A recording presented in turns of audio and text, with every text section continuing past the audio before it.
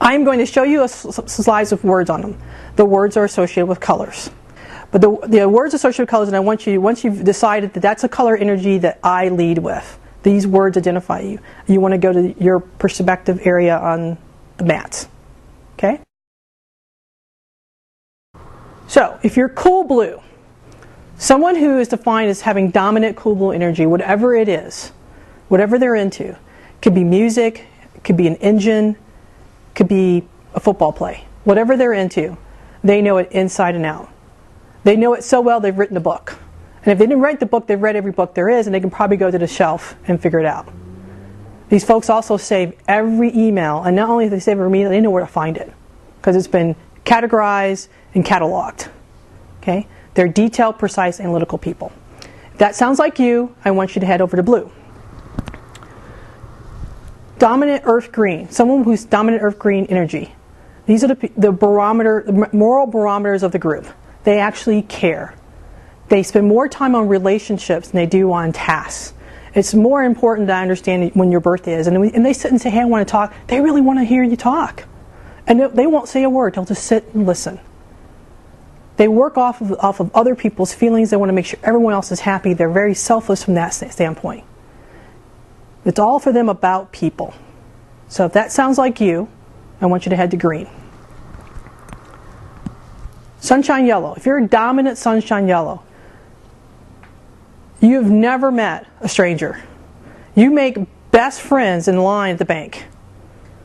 In boarding a plane, you've already, you know their social security number, you know how many kids they have. You walk in a room and you're like, hi, oh my goodness, how are you?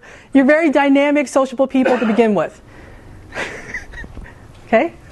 That sounds like you. I want you to head to yellow. Fire red. For fire red, it's all about the deliverable. It's all about getting to the end. It's taking the hill, taking the charge. We're going to go get it. We're demanding, strong-willed, competitive. We want it done. You're either with us or against us. It doesn't matter. Either way, I'm still going over there. That sounds like you. I want you to head to red. And if you're not sure what's in between, pick one you said you lead with. Whichever one you lead with first. Let's talk about what this means. On this half of the room, this minority over here, these are my extroverts.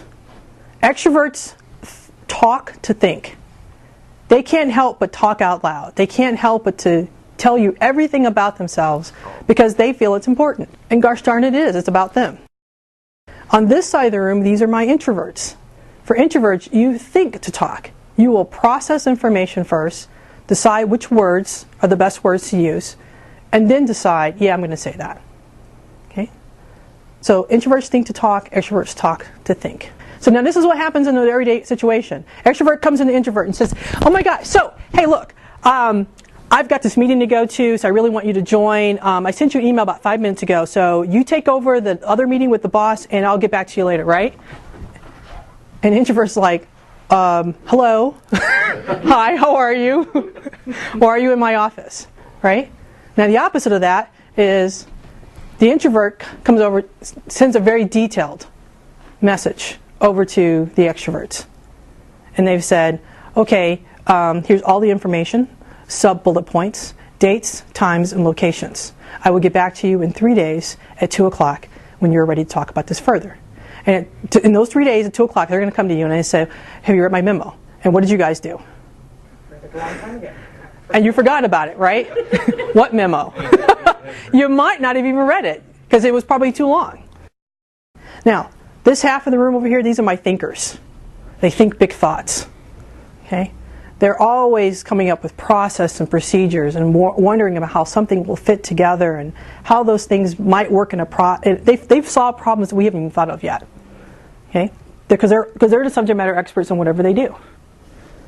Versus this side of the room, you guys are the feelers. You guys start with that gut feeling and you then make a decision based upon the emotions, based upon not logic, but I feel this, I want to do this, and therefore I'll find a way in order for that to come to place.